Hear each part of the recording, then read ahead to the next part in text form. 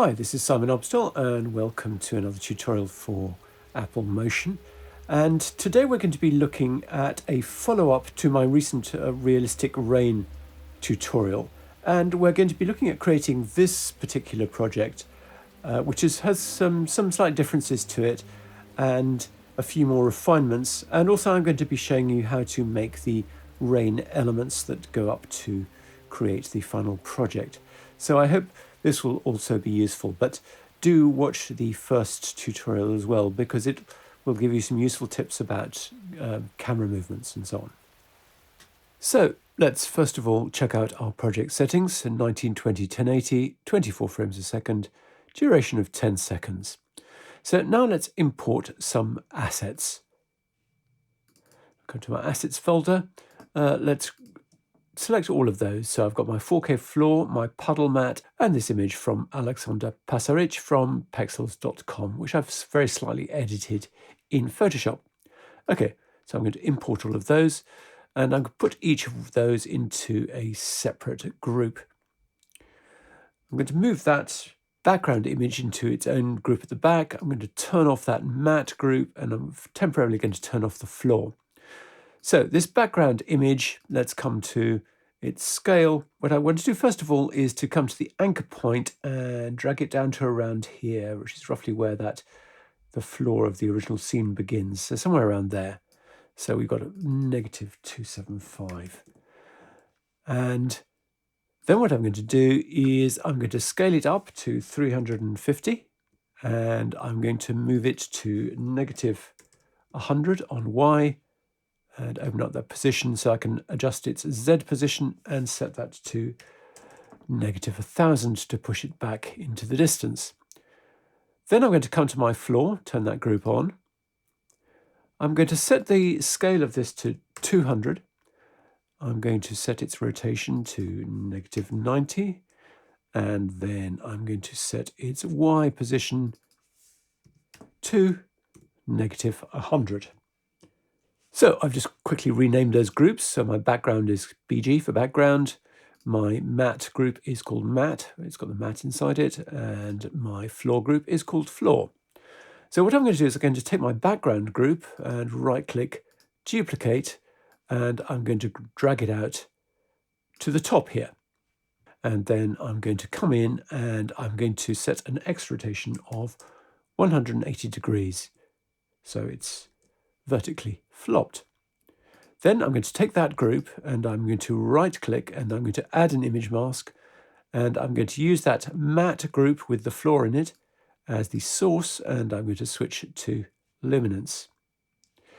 Now I just need to make some adjustments to the puddle mat itself, that layer there. I need to do the same rotation, so -90 on X, and I need to push it down on Y so it's in the same position as my floor. So we've got something like that. Then, so it's covering more of the floor, I'm going to scale it up to 200%. So now you can see we've got our reflection and our background and our floor. And what we can do is we can adjust the puddle mat layer by adding a color levels. And if we adjust the black and white out values, I want you to see what happens. So if I increase the black value, what we're going to get is a shinier area outside the puddle area. So the floor is wet, but it's not kind of deep water like the main puddle area. And then I can also adjust the white, zoom in a bit. So you can see if I adjust the white, I can make that puddle a little bit more see-through, so we're seeing through to the underlying concrete underneath. So now I want to add a text layer. So I'm going to make a new group, and that's Command-Shift-N, or you can do Object New Group. And then I'm going to click on the text tool, and I'm going to type the word rain. I'm using this nice chunky font.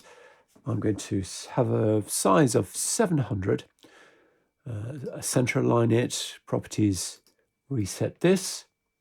And in its transform, I want to bring it down to -100 pixels on Y, so it's sitting on the floor like so.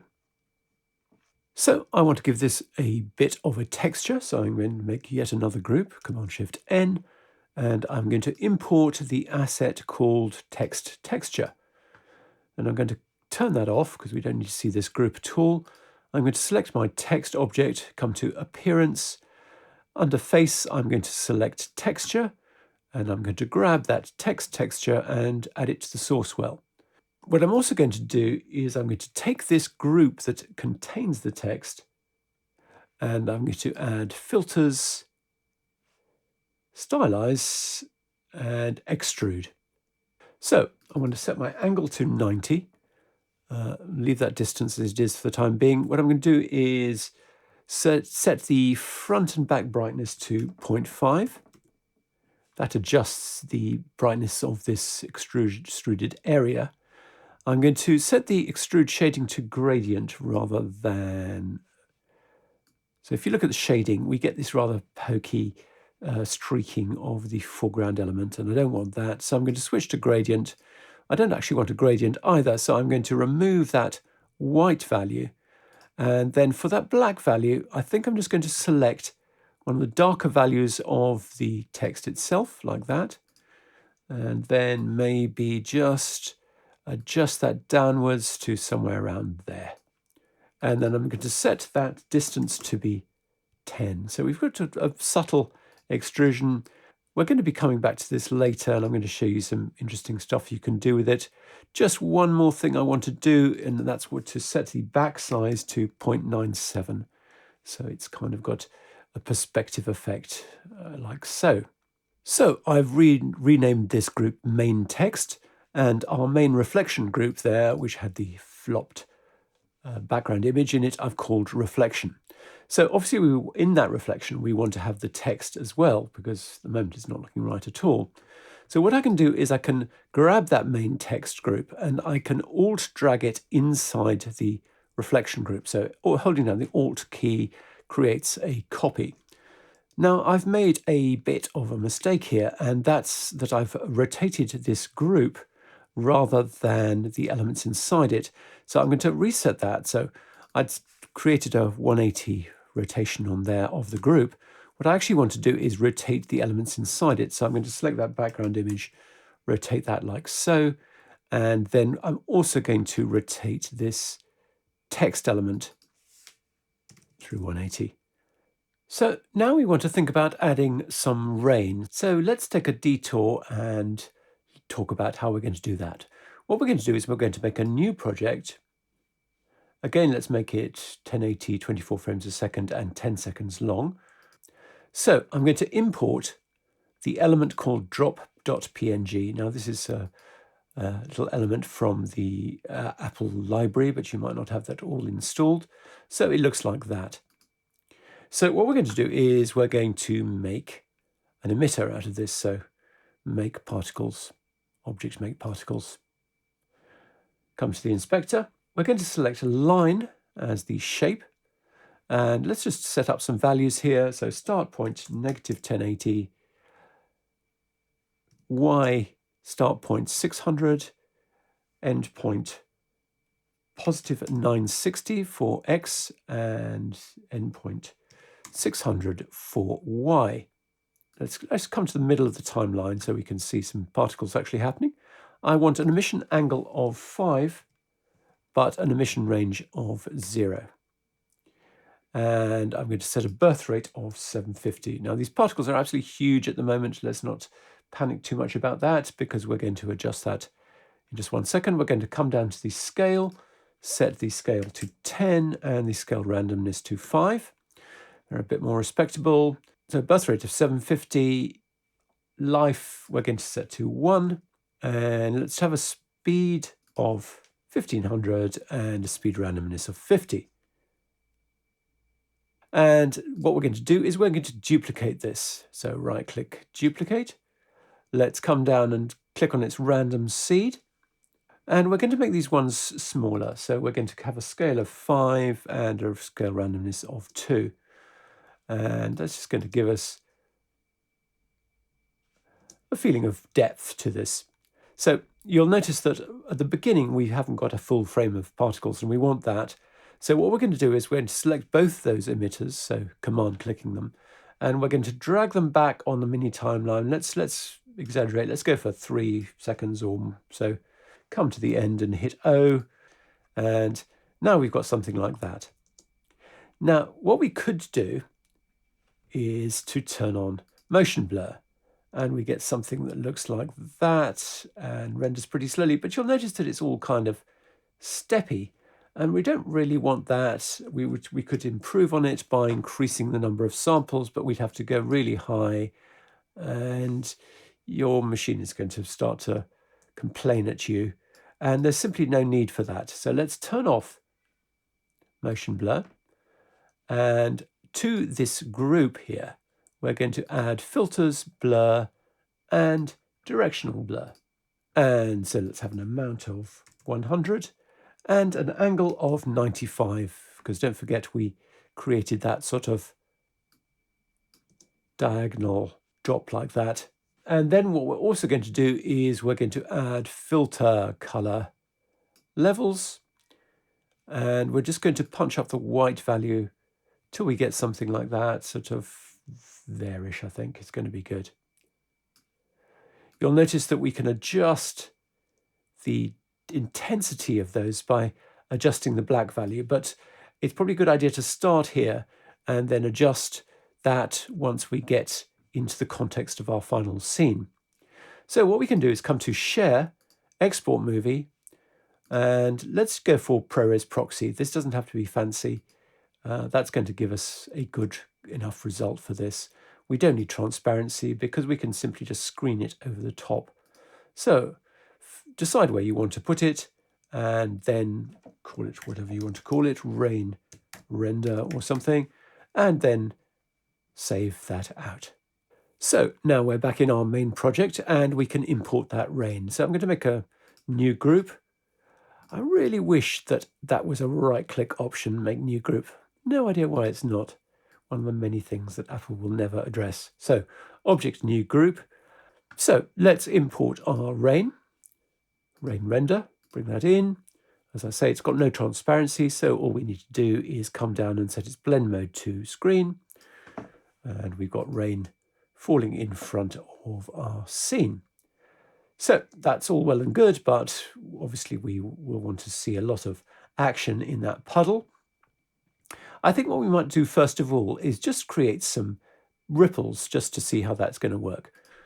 So I'm going to make another new group, object new group, and into this group I'm going to add generators noise.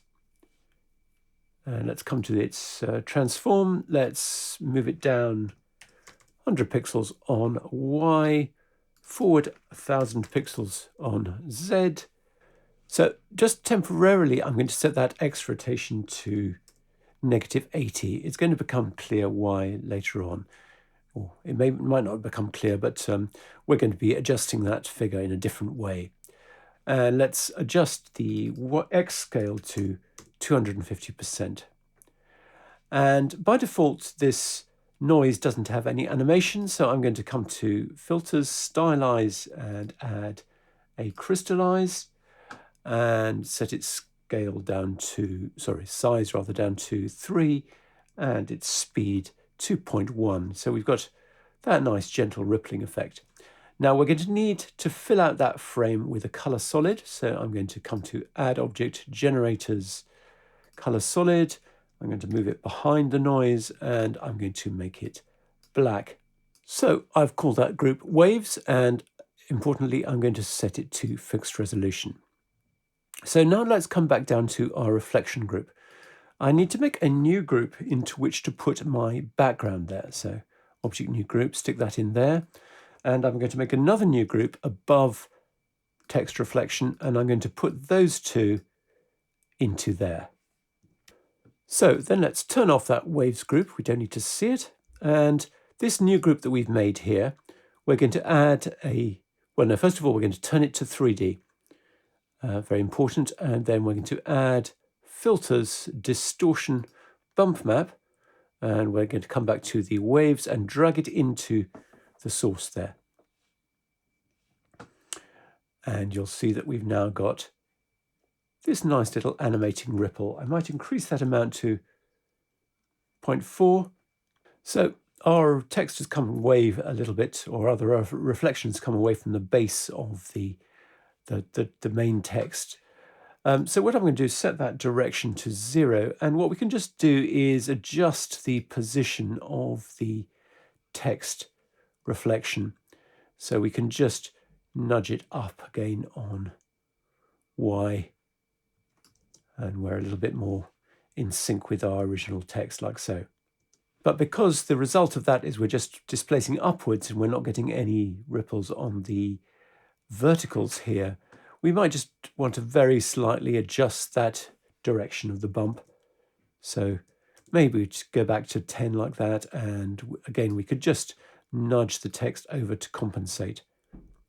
So now we want to move on to the much more interesting question of how to create the ripples in this water, the circular ripples, that is to say. So we're going to make another new project, and we'll set it up once we've created it. So let's come to the properties, and we're going to make the width and height 200. And we're going to have a total duration of 2 seconds. So we've got this little square project here. So the first thing we're going to do is we're going to create a circle. So it's going to be a small circle like that. We're going to make sure to reset its transform so it's in the center. Come to geometry. Let's make this, say, 6 pixels big.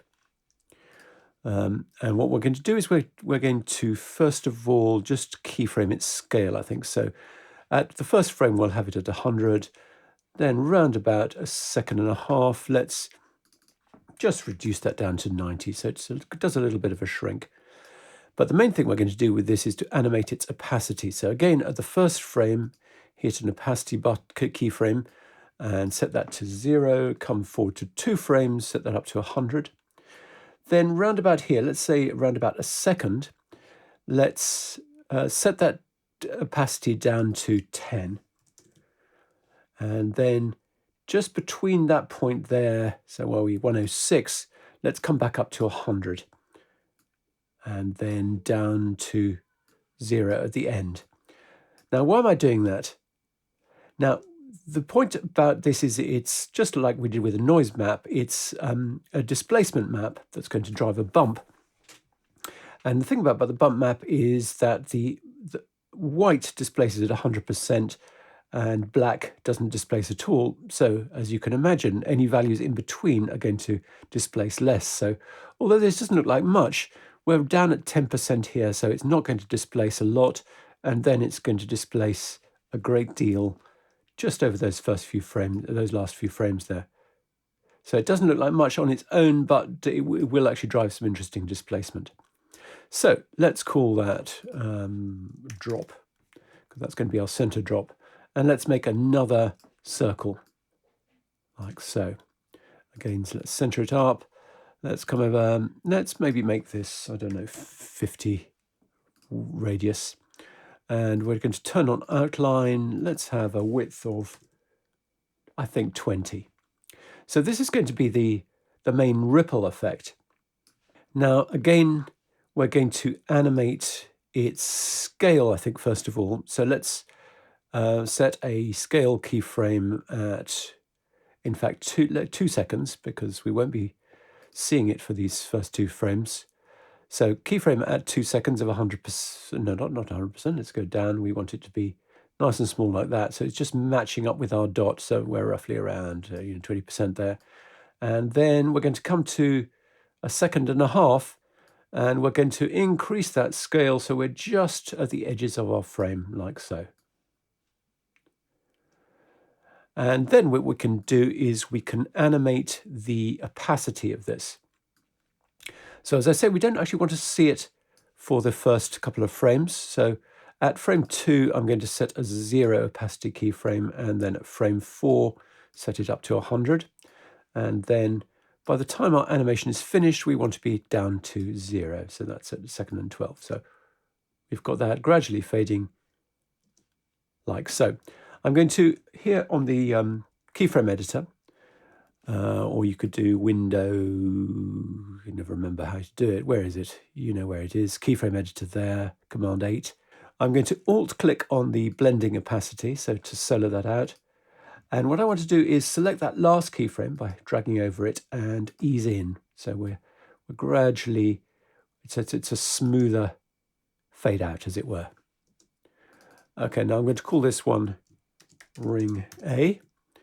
And then I'm just going to duplicate it, right-click, duplicate, call it ring B. And instead of using the keyframe editor for this, we're going to switch to the timeline editor, video timeline. I'm just going to grab the entire layer and park ourselves around sort of a second in, and then I just want to look to drag that along until we've got a separation between those two rings. So I've dragged that forward 11 frames. And now you see we've got those two chasing each other, like so. Well, I might not, that last scale of B, I might just reduce that final scale. Just bring it down a little bit so it doesn't chase that one quite so much. And I'm going to do one extra circle. Draw it like that. Let's make sure to center it up by resetting the transform. And turn off those rings just for now. We just want this to be an outline. So basically I want this to be a sort of a ring around the center.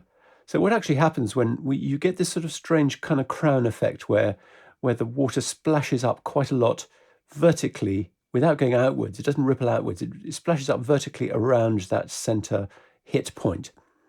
So let's just increase that width, I think, to 10.